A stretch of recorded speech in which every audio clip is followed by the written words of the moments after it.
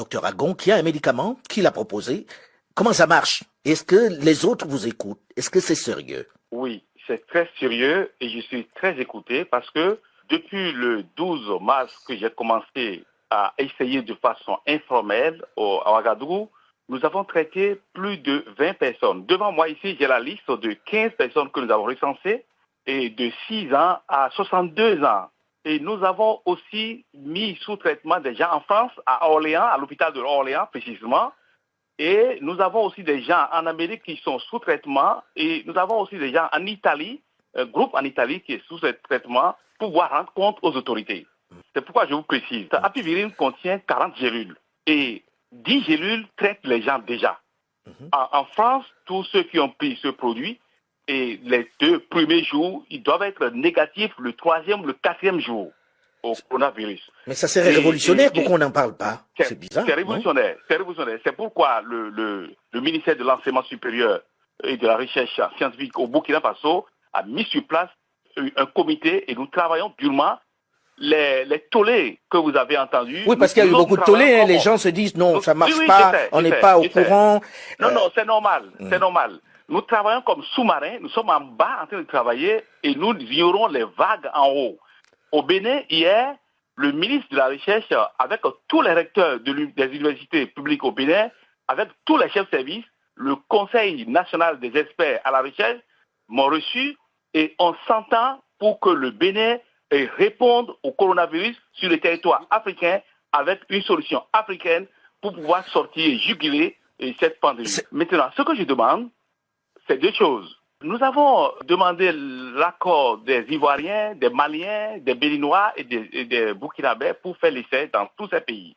En dehors de ces pays, je souhaite que tout gouvernement, comme l'a demandé aussi le gouvernement équato-guinéen, et tout gouvernement, moi je suis prêt à envoyer dans les 54 pays d'Afrique une dizaine, voire une cinquantaine de apivirines, juste pour qu'ils essayent pour voir en 2-3 jours. Et c'est quand les preuves scientifiques parlent, la bouche se tait. Je voudrais dire 2 choses. La première, l'Africain, excusez-moi, attend toujours de l'extérieur. Une solution endogène, l'Afrique doute. Mais tant que l'Afrique doute de cette solution endogène, l'Afrique ne progressera pas. Et donc, comme on s'est levé, mais c'est d'abord un Français qui a été traité au Burkina d'abord. Et à partir de lui, sa famille et beaucoup d'autres gens. Et donc, les Africains doutent. Mais c'est pourquoi les preuves vont convaincre les Africains. Et deuxièmement, comme c'est leur frère, et on n'est jamais prophète chez soi. Voilà. Donc, c'est ça qui fait le doute. Surtout que ce médicament, quand même, a été breveté dans plusieurs pays pour le VIH. Depuis 20 ans, nous travaillons sur ça. Voilà, tout à fait. On va suivre l'évolution de ce produit-là, qui, on l'espère, sera le produit miracle. En tout cas, on croise les doigts, on va suivre ça de près. Je me tourne maintenant vers Serge Armel Djidjou, qui se trouve à Bafoussam. Vous, en tant que chercheur, je pense que vous vous êtes beaucoup prononcé sur cette question, mais on vous entend pas beaucoup. Que faites-vous dans le sens de lutter pour avoir une solution africaine à la lutte contre le Covid-19? Alors, je dois d'ailleurs prolonger la réflexion du docteur Agon. Parce qu'il se trouve qu'il y a 3 semaines, j'ai eu le docteur Agon au téléphone, que je connais bien par ailleurs, et on a parlé de la possibilité, à la suite du Burkina, que d'autres pays en Afrique centrale se lancent dans l'essai clinique. Tous les interlocuteurs que j'ai eus m'ont donné l'impression que c'était pas possible, mais en même temps, voulaient à titre privé avoir des doses d'avipirine.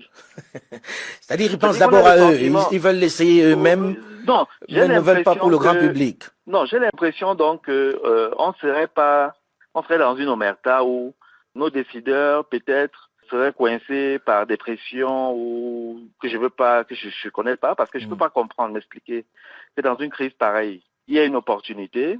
Si on pense que ce n'est pas efficace, on dit un non sec, mais on a des interlocuteurs qui disent qu'ils ne peuvent pas, mais qui vous appellent pour vous dire quand même, est-ce que, quand vous êtes l'ami du docteur Agon, est-ce qu'on peut avoir quelques doses? Donc, c'est-à-dire qu'ils prennent des doses pour eux, mais ils ne veulent pas en faire profiter le plus grand nombre. Pour vous, il y a un complexe, ou plutôt il y a des pressions. C'est-à-dire qu'ils ne se voient pas en position de lancer officiellement et publiquement un essai clinique sur un médicament comme ça. Je ne sais pas quels intérêts. Parce que c'est africain. Je sais pas, mais visiblement ils ont des contraintes liées à leur fonctionnement avec des organisations ou des grands groupes de pression pharmaceutique, j'imagine, qui font que ça ferait peut-être pas très bien d'imposer ou d'essayer de mettre en lumière des essais cliniques sur un médicament sur lequel finalement personne n'a le contrôle des intérêts pour ceux qui sont vraiment des décideurs. Ce qui est dommage. Donc, On va suivre l'évolution de ce médicament-là. Bertrand Sanjon. Je voudrais revenir un peu à Pivirine. Je pense qu'il faut rapidement aller à l'essentiel. Si ce produit, comme le dit le docteur Agon, semble apporter des solutions, il faudrait qu'on boycotte, qu'on essaie de passer des étapes, aller directement à la clinique. Pourquoi pas? Si on ne fait rien, il y a des morts. Mais essayons à Pivirine. Moi, je vous dis que nous avons mis au point. Oui, on peut essayer, pourquoi pas. Et en tout moment, il se pose un problème administratif. Les Africains ont très souvent, vis-à-vis des plantes, un complexe, il faut le dire, que ce soit les médecins ou les pharmaciens. Justement, vous anticipez sur ma question, parce qu'on a vu fleurir sur les réseaux sociaux tellement de médicaments de grand-mère qu'on se pose la question de savoir qu'est-ce qui marche, puisqu'à chaque fois où quelqu'un propose quelque chose sur les réseaux sociaux, ça fait rire le reste du monde. Est-ce qu'il y a des produits qui marchent contre cette maladie qui arrive, contre ce Covid-19 qui arrive? On a entendu les gens parler d'ail, etc., des choses les plus saugrenues. Mais y a-t-il des médicaments africains de grand-mère qui freinent la progression de ce mal aujourd'hui, Bertrand Sanjon? M. Foucault, je vous rappelle que 70 à 80% des Africains, ce sont pas les plantes. Ce que nous voyons dans les pharmacies, c'est 30%. Quelqu'un a parlé des recettes de grand-mère sans posologie, sans mot d'emploi. Je pense que Georges, il se trompe un peu. Elles avaient des posologies. Et quand on voit la première pharmacopée africaine de l'OUA qui a été faite, on a dit que quand des guérisseurs qui ne se connaissent pas, je crois que 50, disent la même chose, on peut valider ce protocole. Mais on aimerait quand même, docteur Sanjon, qu'à un moment on nous dise, vous, chercheurs africains, que vous puissiez nous dire ce médicament de grand-mère marche. Là, vous posez une autre question. La problématique de la recherche des plantes médicinales en Afrique, qui a trait la relation privée, gouvernement, validation, OMS, si on veut. Là, c'est un champ de discussion. On n'aura pas le temps de faire à cette émission. Ce qui est sûr, les plantes africaines, de toute manière, la pharmacie, les médicaments, la chloroquine, elle dérive de quoi? L'aspirine dérive de quoi?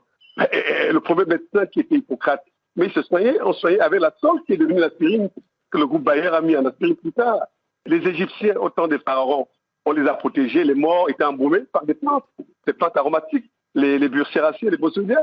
Oui, mais on vous fait le reproche, je me fais l'avocat du diable, hein. On vous fait le reproche de dire, voilà, tout ça, ça existe, vous l'avez à portée de main, on a Covid-19 et on vous entend pas. Que proposez-vous de votre côté? Pourquoi est-ce qu'on est obligé d'attendre que les autres le fassent pour que nous l'adoptions? C'est une urgence médicale et il y a certains produits comme la pivirine qui peuvent aller. On propose aussi une urgence de protocole. Alors, les plantes antivirales, il y en a. Il y a dans tous les pays africains, il y a des travaux qui sont là. Il y en a. Mais maintenant, est-ce qu'il y a des gens qui ont mis dans une forme galénique comme la pivirine? Très peu. Les gens très peu. Alors, je vais reposer ma question cette fois-ci au docteur Agon. Comment expliquer que la maladie, elle est là, hein, en Afrique, on ne va pas nier qu'elle ne soit pas là, elle tue beaucoup de monde et il faut faire très attention, mais comment expliquer qu'il n'y ait pas les mêmes proportions de victimes qu'au Nord ou en Asie? Comme l'a dit le doyen, chaque virus se comporte d'une manière ou d'une autre.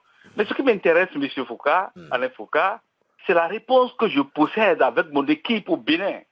Et c'est pourquoi je voudrais lancer un défi à tous les présidents en Afrique. Je suis disponible à envoyer à partir de demain diapivirine à tous les États.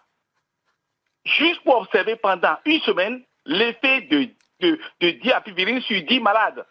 On espère qu'ils vont le faire parce qu'on sait qu'ils nous écoutent. Oui, on va voir les résultats la semaine prochaine. Juste une semaine. Ça ne coûte rien d'essayer. Et je vais donner 10 par État. J'ai le soutien de mon pays, de mon ministère de la Recherche. Oui. Donc, je veux ça.